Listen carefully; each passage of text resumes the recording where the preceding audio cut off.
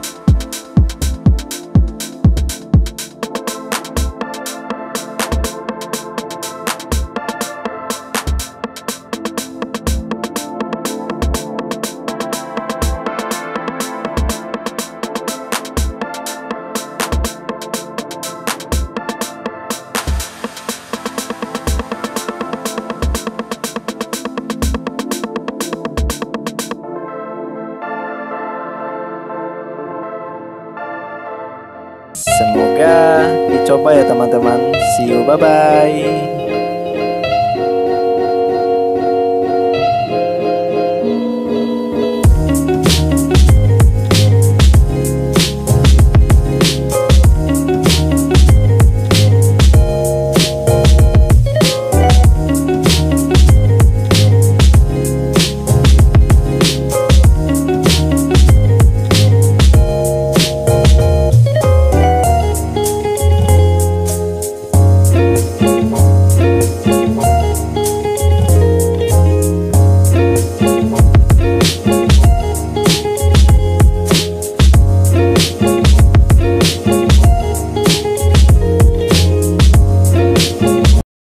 Oke teman-teman, terima kasih ya sudah nonton video ini sampai habis.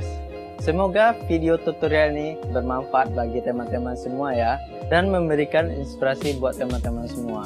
Dan jangan lupa dukung channel ini terus berkembang dengan cara subscribe, like, and share ke teman-teman kalian ya. Dan jangan lupa aktifkan lonceng notifikasinya guys, karena ada update video setiap minggu. Terima kasih sudah nonton video ini. Sampai jumpa lagi di video selanjutnya. See you, bye-bye.